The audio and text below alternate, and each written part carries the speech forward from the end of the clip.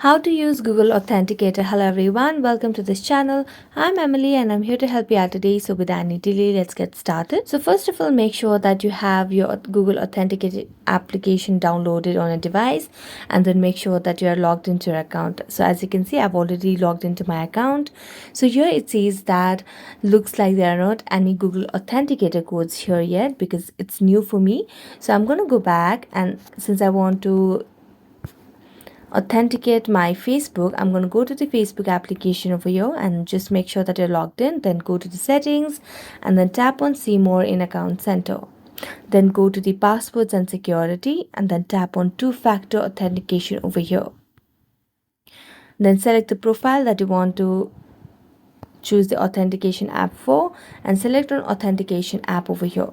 Then tap on next, and here it will provide you either the key over here where you can copy the key, or you can also view the barcode.